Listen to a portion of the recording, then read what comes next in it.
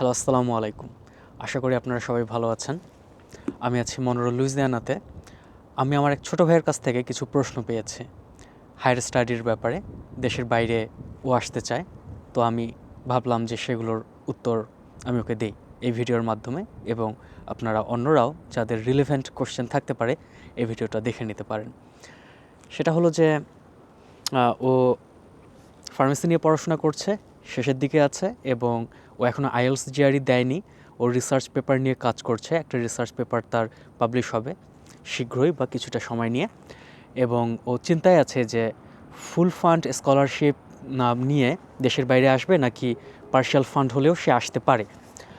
ও আরেকটা জিনিস নিয়ে চিন্তায় আছে যে কোথা থেকে শুরু করা যেতে পারে এই জার্নিটা, এবং পাশাপাশি ও চিন্তা করছে যে বাংলাদেশি মাস্টার্স শুরু করে দিবে কিনা, নাকি বিদেশে আসার জন্য পুরোপুরি ফোকাসটা ডেডিকেট করে রাখবে। ঠিক আছে, তো আমি এক এক করে সবগুলো প্রশ্নের উত্তর দেওয়ার চেষ্টা করি। আমি মনে করি যে শুরুটা করা উচিত আইএলটিএস পরীক্ষা দিয়ে। আর যেহেতু সে এখনও পড়াশোনা শেষ করেনি, তো সে জিপিএ নিয়ে কাজ করতে পারে।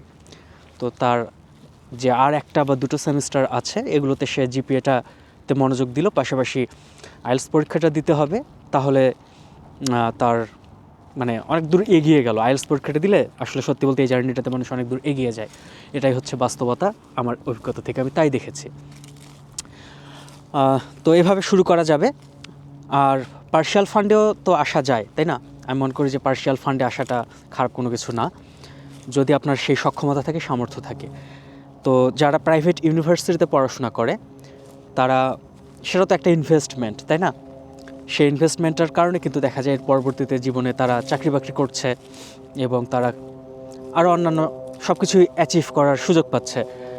সো আপনার যদি সেই সক্ষমতা থাকে, তাহলে কেন আপনি ইনভেস্ট করবেন না? সেই টাকাটা খরচ করার সক্ষমতা যদি আপনার থাকে, তো সেটা যদি খুব বেশি, আমি মনে করি সময়ের একটা ভ্যালু আছে। আপনার যদি অনেক সময় কী হয়, টাকা দিয়ে আমরা কিন্তু সময় কিনে নিতে হয় আমাদেরকে।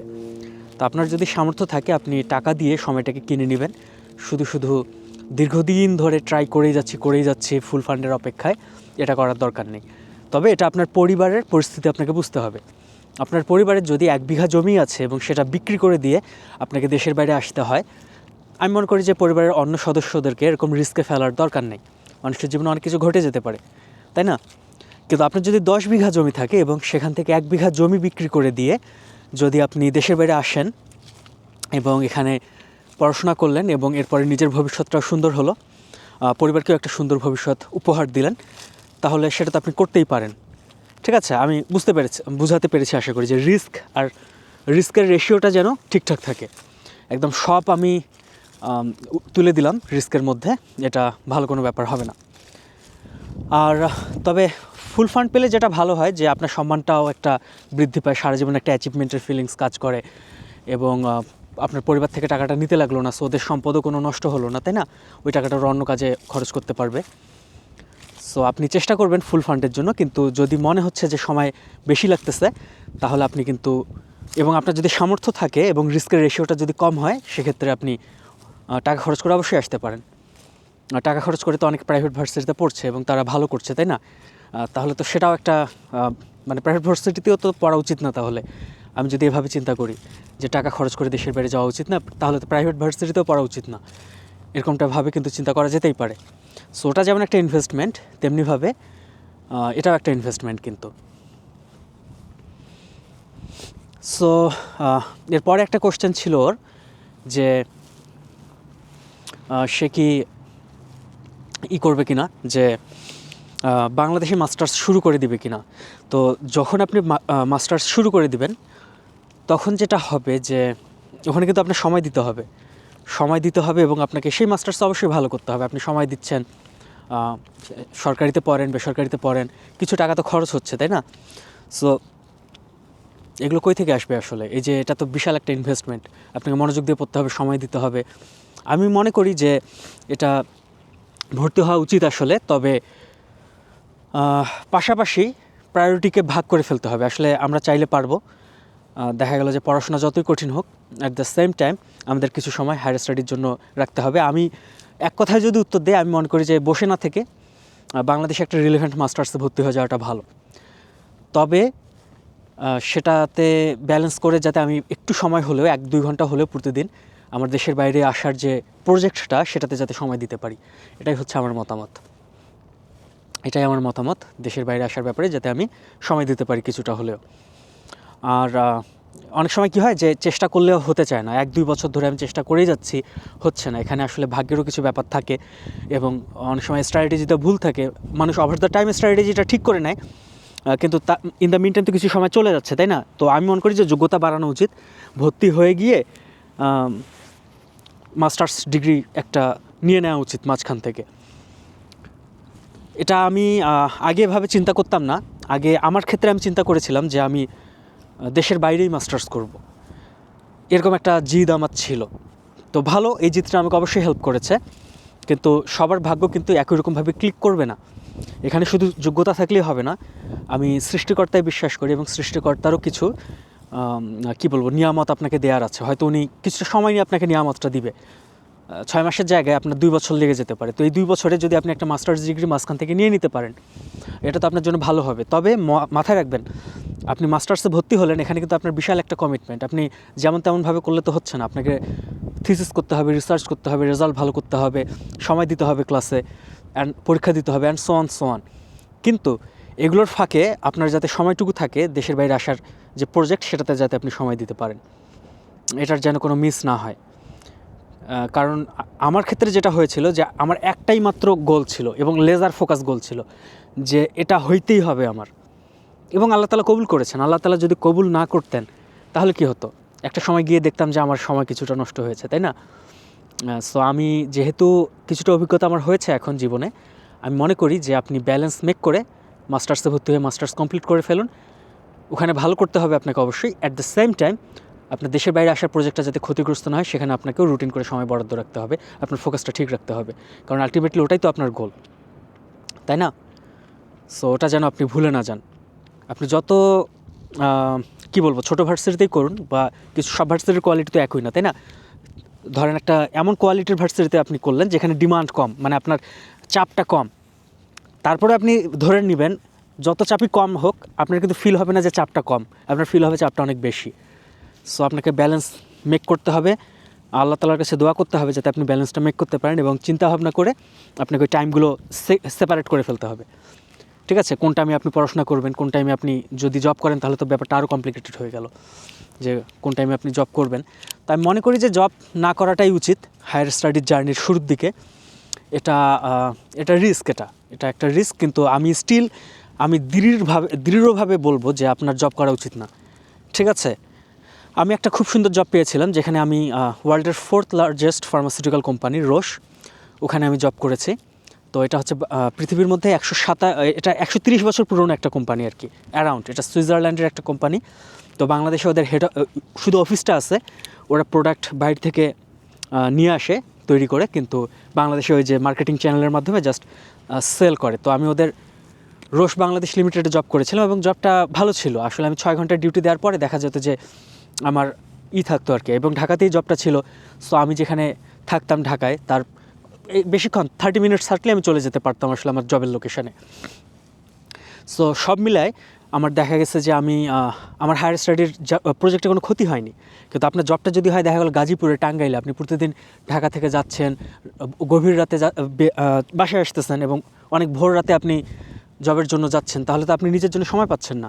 সো আমি মনে করি যে আপনি মাস্টার্সে ভর্তি হন, কিন্তু জবে না যাওয়াটা উত্তম আর কি।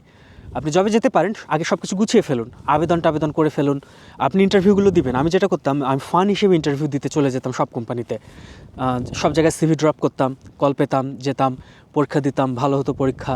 যেহেতু আমি জিআর প্রিপারেশন নিচ্ছিলাম, সো দেখা যেত যে আমি কোশ্চেনগুলোর ভালো মতো অ্যান্সার দিতে পারতাম, এবং আমাকে ভাইভার জন্য ডাকা হতো, পরে ভাইভা দিতাম। তো এরকম ফান করে বেশ কয়েকটা ইন্টারভিউ আমি দিয়ে দিছি, এবং তাতে যেটা হয় যে ওই সময় তো আমি বাসায় বসে, ঢাকায় আর কি বসে, আমি জিআরই, আইএলস এগুলো প্রিপারেশন নিচ্ছিলাম। সো ইন্টারভিউয়ের ওসিলায় এবং জবের পরীক্ষার ওসিলায় দেখা যেত যে আমার কিন্তু একটু বাইরে ঘোরাঘুরিও করা হয়ে যেত। সো একটা প্রোডাক্টিভ কাজ করতেছি, আমি এক্সপিরিয়েন্স গেইন করতেছি, অ্যাট দ্য সেম টাইম আমার ব্রেনও কিন্তু রিফ্রেশ হয়ে যাচ্ছে। এবং এরকম ফান করে করে ইন্টারভিউ দিতে দিতে অসাধারণ একটা জায়গায় আল্লাহ তাআলার বিশেষ রহমতে আমার চাকরিটা হয়ে গেল। এবং আমি কিন্তু স্টিল নাও প্রাউডলি আমি এখানে বলি যে আমি রোশ বাংলাদেশ লিমিটেডের এমপ্লয়ি ছিলাম, এবং রোশকে সারা বিশ্বে সবাই চেনে। বাংলাদেশে হয়তো স্কয়ার বেক্সিমকোকে চেনে, কিন্তু স্কয়ার বেক্সিমকোকে আমেরিকার বা অন্য কোনো দেশে কেউই চেনে না আসলে, কিন্তু রোশকে সারা বিশ্বের সবাই চেনে। সো এখানে আমার লাকটা ভালো ছিল, আলহামদুলিল্লাহ। আমার জন্য দোয়া করবেন, মাশাআল্লাহ। তো আমি যেটা কিন্তু আমার একটা টার্গেট ছিল, যখন আমার জবটা হলো আমাকে কল দিয়ে বলা হলো যে আপনার এরকম একটা আপনি জবের ইন্টারভিউ দিয়েছেন, দিস অর দ্যাট, আপনাকে আমরা নিতে যাচ্ছি, আপনাকে এই ফ্যাসিলিটিগুলো দেওয়া হবে। তো আমি কিন্তু সাথে সাথে বলি নাই যে হ্যাঁ আমি জবে জয়েন করব। আমি বলেছি যে আমাকে 2 দিন সময় দিন। ওরা বলছে আপনাকে 2 ঘন্টা সময় দেওয়া হলো, এর মধ্যে ডিসিশন আমাকে জানাতে হবে। তখন আমি ওনাদেরকে কোশ্চেন করেছি যে ঠিক আছে, আমার জবের ওয়ার্কিং আওয়ার কত, আমার জব লোকেশন কোথায়, আমার স্যালারি কত। আমি দেখলাম যখন সব কিছু অপটিমাম আমার জন্য, আমার হায়ার স্টাডির যে প্রজেক্ট সেখানে আমার কোনো ক্ষতি হবে না, তখন কিন্তু আমি ভাবলাম যে না ঠিক আছে, তাহলে তো এই জবে আমি যেতেই পারি, এই জবে আমি তাহলে যেতে পারি। এবং আমার ডিউটি ছিল 6 ঘন্টা, আমার ঢাকার বাসার পাশে ছিল চাকরির লোকেশান, এবং বেতনটা ভালো ছিল। সব মিলাই ক্লিক করার কারণে আমি জবটা করেছি। আমি এমন না যে আমি অনেক রিচ, আমার সো আমার টাকার দরকার ছিল, বাট স্টিল আমি সময়কে ভ্যালু দিয়েছি। আমি আমার বাবা মাকে বুঝিয়ে বলেছি যে আমি চাকরিতে হয়তো নাও জয়েন করতে পারি, কিন্তু তোমাদেরকে এটা মেনে নিতে হবে, তোমরা আমাকে সাপোর্ট দিবা, এবং আমি হায়ার স্টাডির প্রজেক্টে আমি যাতে সময় দিতে পারি। কিন্তু আমি যদি চাকরিতে ঢুকে যাই, আমাকে যদি টাঙ্গাইল, গাজীপুরে চলে যেতে লাগে, সাভারে চলে যেতে লাগে, প্রতিদিন ভোরবেলা ঘুম থেকে উঠে এবং গভীর রাতে বাসায় আসি, তাহলে আমি তো হায়ার স্টাডির প্রজেক্টে সময় দিতে পারবো না, এবং আমি স্টাক হয়ে যাব, আমি আটকে যাব। সো ওনাদেরকে বুঝিয়ে বলেছি, ওনারা বুঝেছেন এবং আমাকে সাপোর্ট করেছেন। তো তাতে যেটা হয়েছে যে আমি অত সিরিয়াস ছিলাম না জবের ব্যাপারে। কিন্তু যেটা হলো যে যখন আমার রোশের জবটা হয়ে গেল, তখন আমি দেখলাম যে সব কিছু অপটিমাম। আমি সব কিছু করার পরেও আমার নিজের জন্য সময় থাকবে, হায়ার স্টাডির প্রজেক্টে সময় দিতে পারবো। কেবলমাত্র তখনই আমি 2 ঘন্টা চিন্তা করলাম। আমি 5-6 জনকে কল দিয়েছি, আমার স্যার ম্যাডামদেরকে কল দিয়েছি, সিনিয়র ভাইদেরকে কল দিয়েছি, ফ্যামিলিতে কল দিয়েছি। তারপর 2 ঘন্টার মধ্যে আবার নামাজও পড়েছি, তাওয়াক্কুল নামাজ। ঠিক আছে, আল্লাহর উপর তাওয়াক্কুল করে। দেন যেটা হলো যে আমি 2 ঘন্টা পরে ওনাদেরকে কল দিলাম, কল দিয়ে বললাম যে ঠিক আছে আমি জবটা নিতে যাচ্ছি, এবং এরপরে আমি জয়েনিং করি আর কি। তো যদি এটা অপটিমাম না হতো আমার জন্য, তাহলে কিন্তু আমি যতই আমার টাকার সমস্যা থাক, আমি সেই সমস্যাটাকে মোকাবেলা করতাম, কিন্তু আমি আসলে জবে জয়েন করতাম না। সো আমি মনে করি যে আপনার জবে জয়েন করা উচিত না। আপনি সার্টেন টাইম পর্যন্ত আপনি গুছায় ফেলে আবেদন থ্রো করে এরপরে আপনি চাকরিতে জয়েন করেন। সো যাই হোক, আমি এখানে কভার করলাম বেশ কয়েকটা জিনিস। আমি সামারি করবো একটু পরে যে আমি কী বলেছি। তো আপাতত আমি দেখি যে আর কোনো কোশ্চেন আমি মিস যাচ্ছে কি না। সো ওর একটা কোশ্চেন ছিল যে পার্শিয়াল ফান্ড পেলেও চলে আসা উচিত কি না। হ্যাঁ, আমি মনে করি যে চলে আসা উচিত। ওই যে রিস্ক চিন্তা করবেন, আপনার ফ্যামিলির কতটুকু রিস্ক হয়, যদি সেটা অ্যাফোর্ড করা পসিবল হয় তাহলে পার্শিয়াল ফান্ডেও চলে আসা উচিত, কারণ সময়ের ভ্যালু আছে। এবং চিন্তা করবেন যে আপনি কোন দেশে যাচ্ছেন, সেই দেশে এডুকেশন নিয়ে এবং কত বেশি টাকা দিতে হচ্ছে। এখন ইন্ডিয়ায় যাওয়ার জন্য যদি আমার 10 লাখ টাকা খরচ করতে হয়, এটা আমার কাছে ওর্থ ইট মনে হয় না। সো আপনি বিবেচনা করে, যদি এটা ইউরোপিয়ান কান্ট্রি হয় এবং সেখানে যদি 10 লাখ টাকা লাগে, এবং এরপর সাবজেক্টটা যদি ভালো হয়, এবং এরপরে যদি আপনার জবের কিছু অপরচুনিটি থাকে, তাহলে আপনি হোয়াই নট 10 লাখ টাকা আপনি খরচ করতেই পারেন, বা হোয়াট এভার ইট ইস। আশা করি আমি আমার পয়েন্টটা মেক করতে পারছি অ্যাটলিস্ট।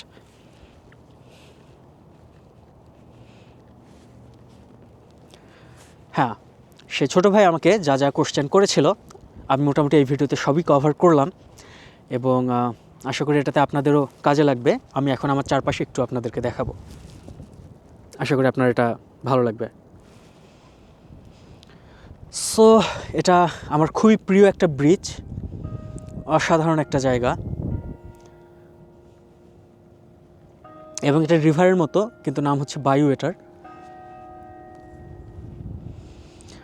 আর এখন সম্ভবত দুপুর 12টা বাজলো, এই জন্য টং টং করে ঘন্টা বাজতেছে। আমাদের লাইব্রেরির উপরে সত্যিকারের একটা ঘন্টা আছে, এবং বিগ বেনের মতো সত্যিকারের একটা, লন্ডনের বিগ বেনে যেমন একটা ঘড়ি আছে, ওরকম একটা ঘড়ি আছে ওই টাওয়ারটাতে, লাইব্রেরির টাওয়ারটাতে। তো 1 ঘন্টা পর পর আর কি ও মানে ঘন্টাটা বেজে ওঠে আর কি।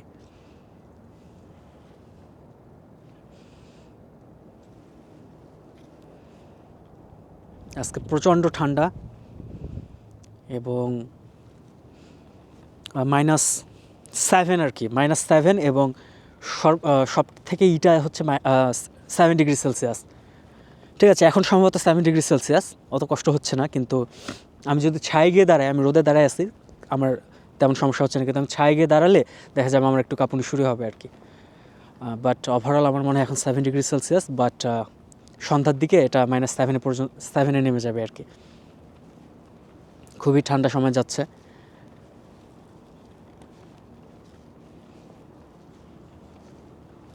তো ঠিক আছে, ভালো থাকবেন, বাই বাই, আল্লাহ হাফেজ, আসসালামু আলাইকুম। কোনো কোশ্চেন থাকলে কমেন্টে অবশ্যই জানাবেন, আমি অবশ্যই উত্তর দেবো।